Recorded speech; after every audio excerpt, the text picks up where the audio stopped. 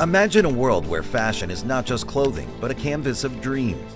Today, we step into that world as we unravel the extraordinary journey of Christian Dior. These dresses reflect the evolution of the iconic French fashion house, Christian Dior. A man who turned passion into a global phenomenon. From defying family expectations to captivating hearts worldwide, this is the inspiring story of the visionary behind the House of Dior, where luxury and innovation converge in the world of haute couture.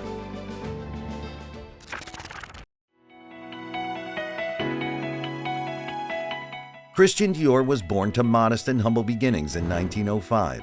The world was on the verge of a period of tumultuous change, but on the beaches of Normandy, no one could have ever known. France was a quiet, peaceful place, and the boy was born into the final days of old-world sensibilities. His father moved the family to Paris when Christian was 5, bringing the future fashion designer up close and personal with the cultural heart of the Western world at a very young age. Christian spent his youthful days surrounded by beauty, art, and elegance. His time in Paris deeply impacted his sense of style and his worldview, straddling the culture of previous generations in the beginnings of the new era. He developed both an adaptable nature and a deep respect for the things of the past. His family hoped he would become a diplomat, but Christian wanted an art life. His father saw his peaceful ways and his adaptable nature and knew that the world could not be deprived of what his son had to offer. However, a life of politics was not one that interested Christian. Instead, he began doodling and drawing. Eventually, he became so good at it that he sold his sketches on the street for 10 cents each, or $2 a piece in today's money.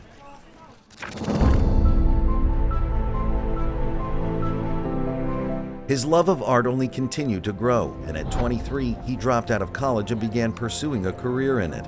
Shortly after this, he opened an art gallery in Paris with a friend, where they sold pieces by many artists, including Pablo Picasso. Christian began to see a place for himself in the art community. Having sold his sketches and now displaying his keen eye for the finer things, he began to believe that he had found his place in the world. As it often does, tragedy struck unexpectedly and at the worst possible time. It seemed everything began to fall apart for the wider world and the Dior family all at once. The Great Depression gripped the global economy in a vice for over a decade as Europe, the Americans, and Australia all attempted to recover from the impact of World War I. Amid the already challenging 1930s, Christian Dior faced another heartbreaking blow when his brother Raymond tragically succumbed to tuberculosis. In that same year, his mother also passed away, overwhelmed by stress and sorrow. He seemed to have trouble everywhere he looked. Business was declining as Europe prepared itself for yet another major conflict. With the added tragedy of losing 2 close family members, Christian was forced to close the gallery and find another line of work. He began to wonder if he had been wrong. Was he meant for something else? Could he give up on art?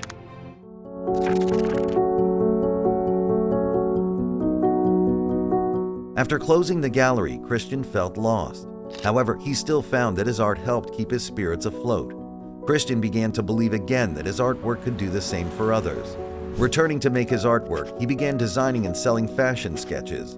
It was here where his passions and his skills collided, changing the fashion landscape forever. It was during this time that he was discovered by Robert Pujol. Pujol owned a fashion house at the time and was looking for designers. He came upon one of Christian's sketches one day and was intrigued. After seeing more of the young man's work, he formally offered him a position. Pujol had a gift for finding and nourishing blossoming talent. He is known today for discovering several designers and helping them develop their talent. Among the legends he introduced to the world were James Galanos, Hubert de Givenchy, and Marc Bohan, the latter of whom would go on to have a long and storied career with the House of Dior in the coming decades. Pujol took Dior under his wing, and he helped the young man hone the skill that would one day make him a household name. The experience was life-altering for Christian. The world-famous designer would later say, "Robert Pujol taught me the virtues of simplicity through which true elegance must come."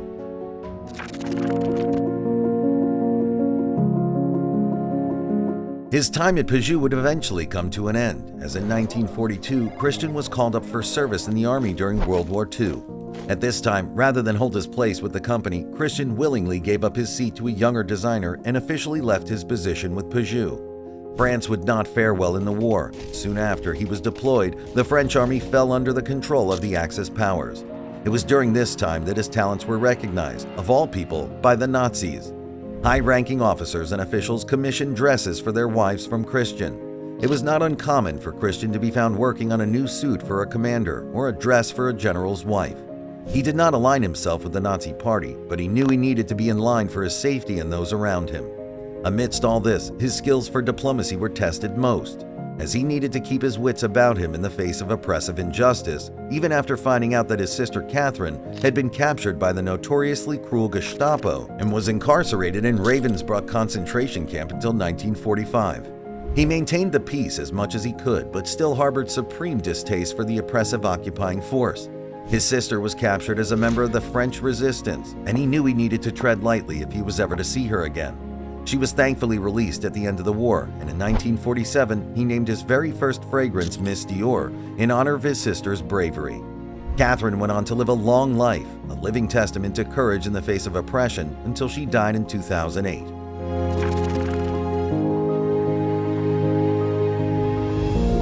As for Christian, his legacy began to take shape after the war.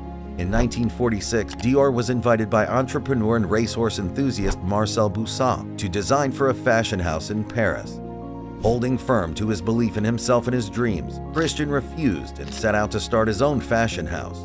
He told his would-be benefactor that he appreciated the offer, but he felt he would have more tremendous success and greater freedom under his name. Boussac was impressed by the young man's commitment to his brand and decided to come aboard the House of Dior as the first investor. With Boussac's backing, Christian immediately set to work on his first project. Dior's introduction to the European fashion scene was the Carrel collection, a series of 90 garments all sharing their titular floral theme. Carrel referred to a delicate circlet of flowers, and the collection certainly lived up to its namesake. The collection was a blend of modern design and styles of the Edwardian era of the early 20th century.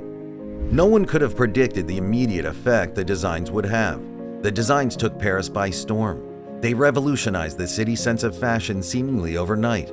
After World War II, Paris was struggling to regain their footing, and Dior's new fashion house helped re-establish it as a hub for culture and design. Paris was suddenly back on the map, and at the heart of the Parisian scene was one man, Christian Dior. With the success of the Carrel collection, Dior began working like a man on fire. He started regularly releasing a new line each season, keeping the fashion world in a constant state of holding their breath for what he would come up with next. His continuous work and innovation helped reinvigorate the scene, assisting designers to rediscover their passion for art and reawakening the community's love for fashion amidst the post-war dreariness that had settled over much of Europe. Christian Dior's tireless efforts helped many find their fire again, and almost single-handedly kick-started the heartbeat of Western Europe again.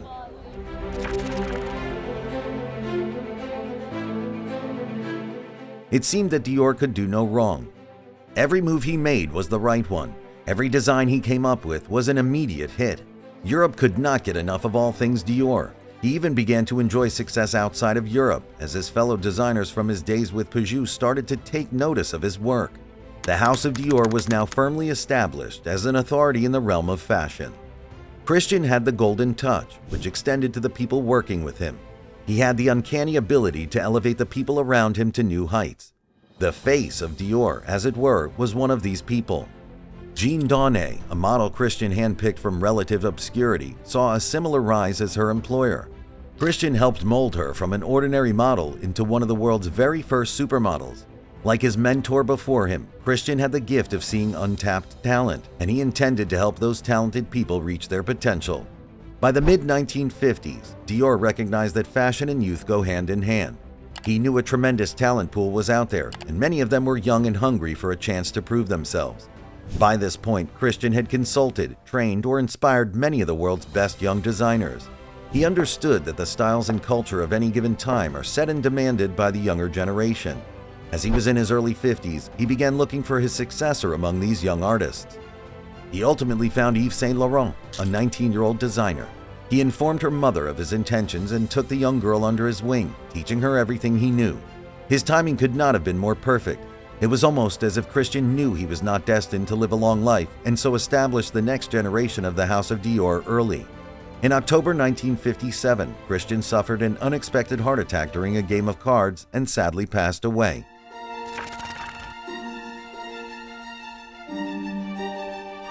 In his death, he has continued to be an icon for many. He has won several posthumous awards for his designs.